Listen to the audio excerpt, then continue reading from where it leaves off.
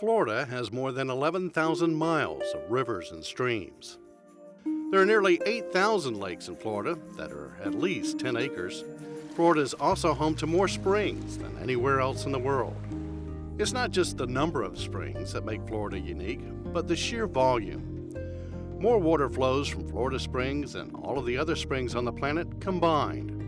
Asian and European tourists are in awe when they see our springs. I mean, there's nothing else like it in the world. We have the mother lode of natural artesian springs right here in North Florida. That massive flow of spring water is led by Florida's 33 first magnitude springs, 3 times as many as any other state. In first magnitude springs, water flows out at a rate of more than 100 cubic feet of water each second. Springs provide considerable economic value to the local communities. For instance, Silver Springs produces $65 million a year for that community. And Wakulla Springs provides $22 million a year. Ishtuckney Springs, $23 million a year for the Lake City area. The springs are not just tourist attractions, but vents to the Floridan aquifer, the large underground pool of water that supplies most of Florida's drinking water. Nature's built-in filtering system is the layer of soil between the Earth's surface and the underground water supply. But both the quality and the quantity of Florida's water is threatened by human activity. Increased demand for groundwater lowers the aquifer, drying out some springs. Urban sprawl means that rainwater falls on asphalt highways and parking lots and mixes with contaminants rather than slowly seeping into the ground. Increased agricultural activity means that higher levels of nutrients, including nitrites and phosphates from fertilizers and animal waste, are overwhelming nature's ability to filter out impurities before the water reaches the aquifer. Drew Bartlett is with the Florida Department of Environmental Protection. That's the state agency tasked with monitoring and protecting Florida's natural resources, including its water. There are nutrient-impacted waterways in the state of Florida. You can't deny that. And when we see those, and the water bodies that are always used as examples in the state of Florida are the St. Johns River, Lake Okeechobee, St. Lucie Estuary, Caloosahatchee, and we have documented that there are problems there, and we have set the restoration goals for those areas. Nutrients occur naturally in nature from the decomposition of plants and animal waste. Although nutrients can't be seen, the impact of too many nutrients can be. Green algae thrives in water with excess levels of nutrients. They also affect the ecology of the water system, harming native plants and animals, and encouraging the growth of invasive species. In 1972, the Clean Water Act was signed into law. The original act underwent expansions in 1977 and 1987 and continues to be updated. Basically, the federal law requires states to restrict the level of pollution in their lakes, rivers, and streams. The control of nutrients was contemplated in the Clean Water Act in the 70s, and a lot of the investigations and so forth were really looking at our major problems, places like Tampa Bay and Pensacola Bay, and a lot of those problems have been addressed through those efforts. But that doesn't mean they don't stop. We don't stop looking and trying on addressing nutrient issues in the state. Biologists with the department are tasked with regularly visiting each water system and taking water samples and conducting various other tests. The samples are then sent to labs around the state to determine the health of the various water bodies. The department has an extensive monitoring network across the state, and we partner with the water management districts and local governments to collect water quality data across the state. And much of that water quality data is related to nutrients and the nutrient impacts on waters.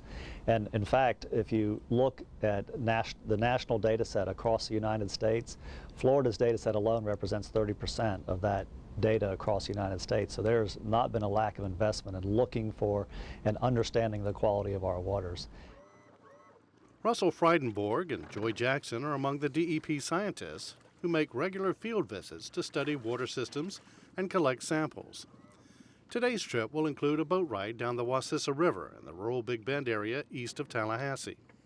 What you have here is a slight imbalance of flora and fauna caused by the nutrient enrichment that is reversible. You can reduce the nutrients and you would be able to correct this problem. And the nice thing is, as you move downstream just slightly, this problem mitigates just due to natural assimilation.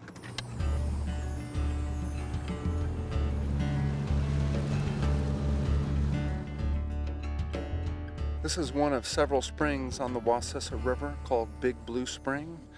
It's approximately 35 feet deep. It's a very popular swimming hole. You come out here on a Saturday, you've got lots of people swimming and having a good time. At this point, the nitrates that we saw at the headwaters have diminished, and you don't have excessive nitrates in just that short period of time, and therefore the plant community reflects just natural and native conditions. We always make sure we thoroughly rinse the equipment so that we're sure we're getting a sample that's representative of this particular water body. Despite DEP's ongoing attempts to monitor water quality and develop plans to restore polluted water bodies, some felt the state was not doing enough to comply with the Water Quality Act.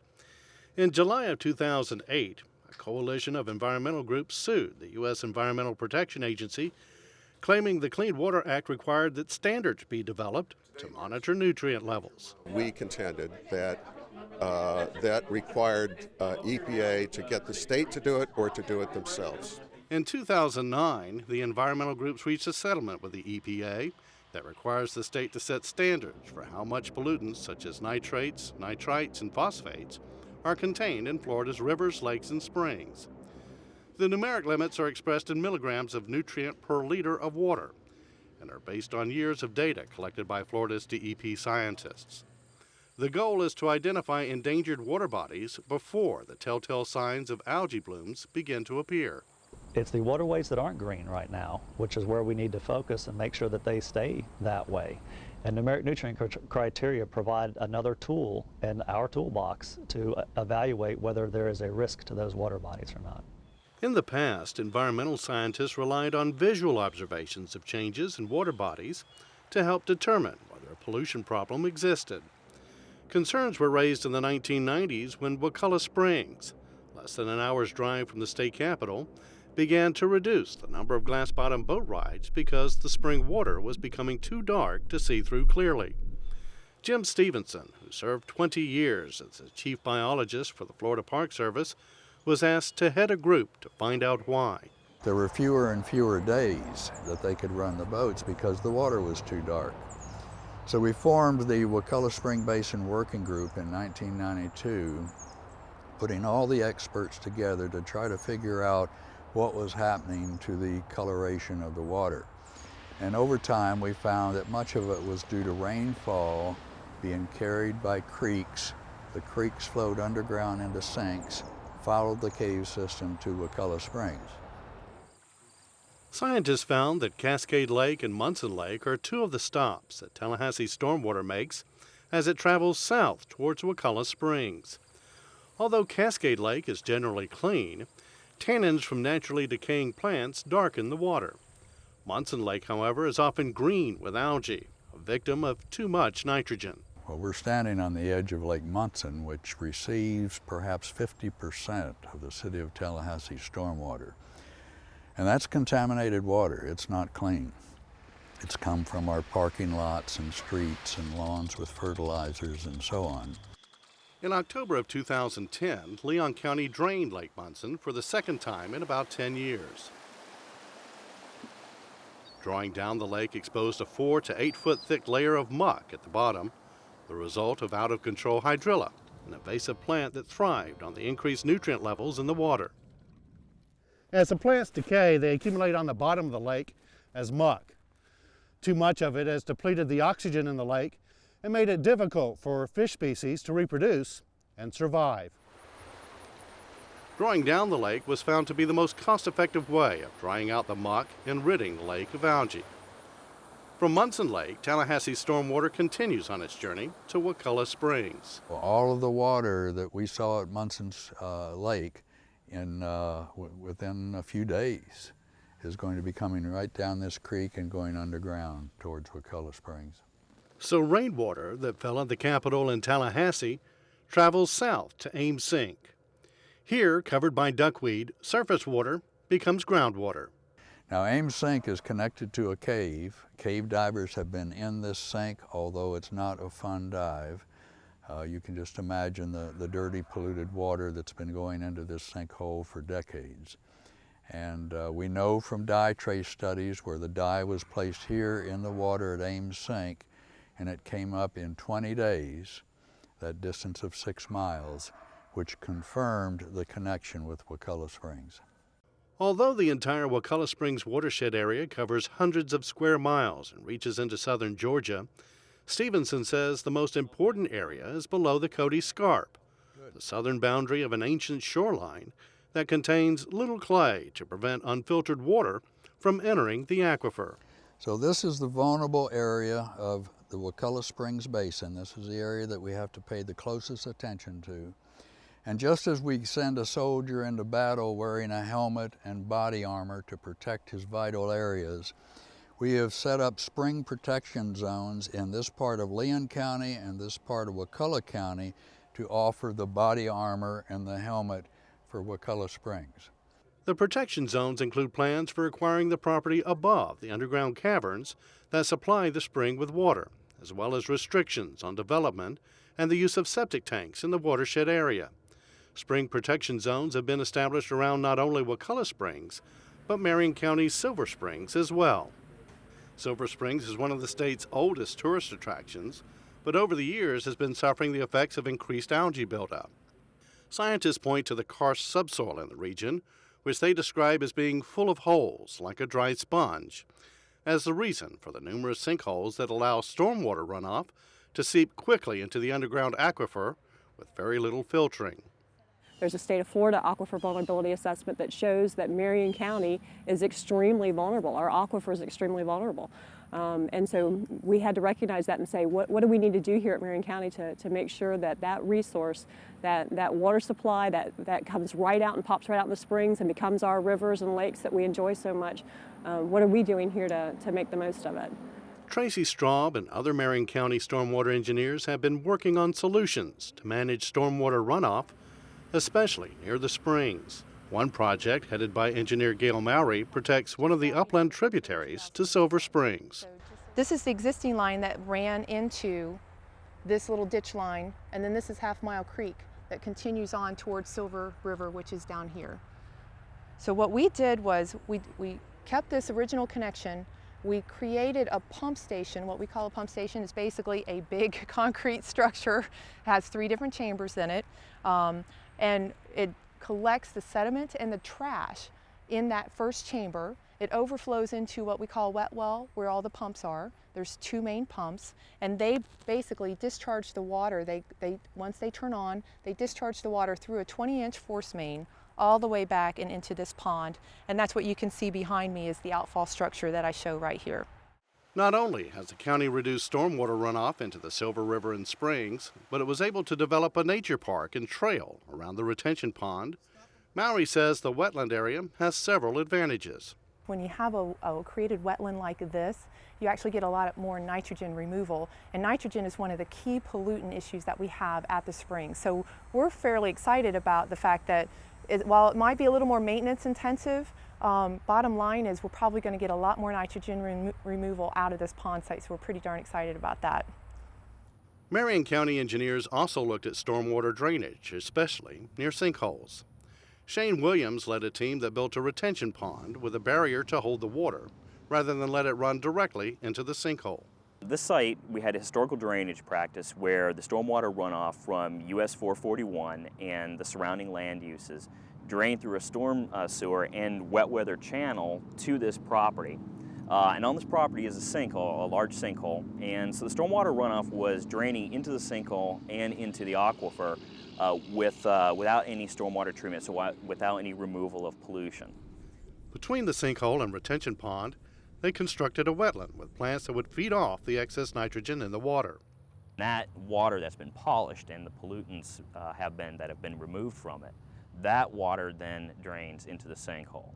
So we still have the same amount of water that goes into the sinkhole. It's just that we've held the water on the surface and in this wetland, this natural system that we've constructed, that's where we're getting our pollution removal.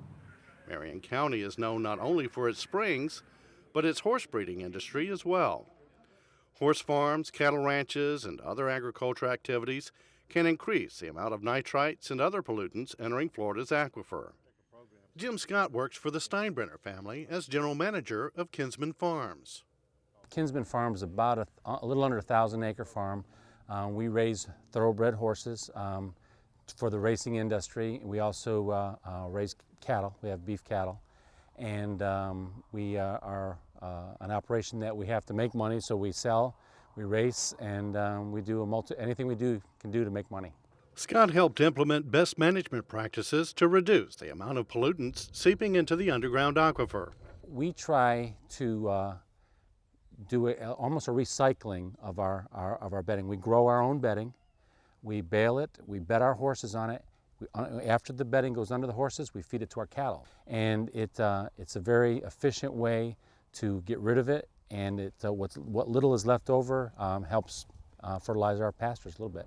Scott says most of the farmers in the county are on board with using best management practices, like reducing the number of times crops are fertilized and recycling animal waste when possible. Many Florida lawmakers have also recognized the importance of protecting Florida's inland waters. Senator Lee Constantine served in the state legislature for nearly 20 years, championing springs protection. In 2004, Constantine sponsored legislation to protect Wekiva Springs in his district from development.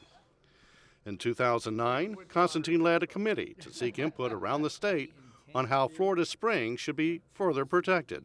We've met 12 different times, 6 different locations, more than 1,000 Floridians came and shared their points of view. And we realized very quickly that although there was a common theme of protecting our waters, it was different all over the state of Florida. And we certainly have the Everglades restoration that go through, that I was very proud of to be part of that.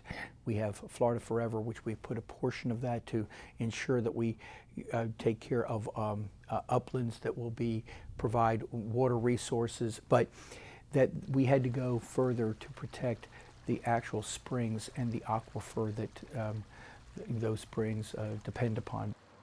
Marion County was among the stops lawmakers made on a tour in 2009, where they went for a glass-bottom boat ride on Silver Springs, the largest in the state. It's the largest in the United States as well. Jim Stevenson was also there to talk about the effects of increased algae buildup. We're about to go over the main spring. 514 million gallons a day flow out of the springs of Silver Springs. Now, all this green mossy stuff that's flowing like that, it's not ideal. Right. It wasn't here 40 years ago. If you look at the photo that was passed out earlier, showing the photo in the 1950s, sand, and now much of the sand is covered in algae. The Select Committee's state tour and the public input received resulted in the passage of legislation to further protect springs and other inland water bodies statewide. In addition to state government, local communities are also a part of the solution. Just as local governments in Ocala and Tallahassee responded to a threat to an important part of their environment, the Tampa Bay area did as well. Rapid growth in the 80s and 90s and several years of below-average rainfall meant the state's most populous metropolitan area was beginning to drain its aquifer to dangerously low levels. Severe water restrictions were imposed in the area to conserve water. In 1998, Charles Carden and others with the Tampa Bay Water Authority worked on a plan to develop alternative water sources. The result was a new surface water treatment plant, a 15 billion gallon reservoir, and a plant that converts seawater to drinking water. These all offset all the reductions in our pumping of groundwater. From 1998, we were 100% groundwater, to today, where we pump about 40% surface water and desal and only 60% groundwater. The Tampa Bay desalination plant is the first of its kind in the country. It's capable of providing 25 million gallons of water per day to supplement Tampa Bay's water needs. That's about 10% of the area demand. It takes 40 million gallons of seawater from the Tampa Electric Power Plant's discharge next door. The water is already warm, helping with the filtering process. Now, one of the most important phases that we talk about in desal is what we call pre-treatment. What you're trying to do is get everything out of the water except for the salt, in order for the membranes, when we get to that stage, to work efficiently. The salt water goes through 3 pre-treatment stages to slowly remove sediments and other pollutants before the final stage removes the salt. The salt is removed using an expensive process known as reverse osmosis. The cleaned salt water is forced through special membranes to trap the salt. There's 10,000 of these in the plant, and this costs around $600. So quickly do the math, it's $6 million of our investment just in these membranes. Necessary minerals are then added back to the water before it is stored in giant holding tanks, ready to be piped to the reservoir. The process is monitored with sophisticated software that automatically alerts engineers to problems and shuts down the process when necessary. Cardin says the plant can be expanded if needed to provide additional water to the Tampa Bay area. Nonprofit organizations are also contributing to protecting our precious water resources. The Nature Conservancy is a national organization whose goal is to help protect water quality by purchasing, protecting, and restoring important watershed areas like the Apalachicola River Basin. Here, they are working to protect one of Florida's most important river systems. It's also the only river in Florida to be able to carry snowmelt as it flows. The upper part of its drainage, the Chattahoochee and Flint rivers, go all the way up into the Georgia mountains. And that is part of why this river is so important biologically. The river is about 107 miles long itself as it flows down from Jim Woodruff Lock and Dam at the junction of the Chattahoochee and Flint rivers, which flow through Alabama and Georgia. They meet up right at that dam area and flow all the way to Apalachicola Bay, which is famous for its shell fisheries such as oysters. Steve Harrington with Nature Conservancy says the Apalachicola River is fed by several steephead streams. Located at the bottom of steep slopes, cold water seeps up through the large sand hills to form a stream that empties into the river. This is a really important area. It's a steephead stream type of ecosystem, so we're talking a rare stream habitat type, not just for Florida, but for the world in general. It has good biodiversity. Steephead streams tend to have species that are found only in these type of systems. One of the ways that the state of Florida measures water quality, as well as many other states in the country, is by looking at what biota are found in them. Because they can sort of give us an idea of the overall condition of the water. And when these things are functioning properly, the biota are represented by rare species, beautiful dragonfly species, for example, mayflies and stoneflies that you don't find anywhere else in Florida can be found in these type of streams. Harrington led a project to remove a dam that blocked a steephead stream from reaching the Apalachicola River, destroying habitat for native wildlife necessary for the river to thrive.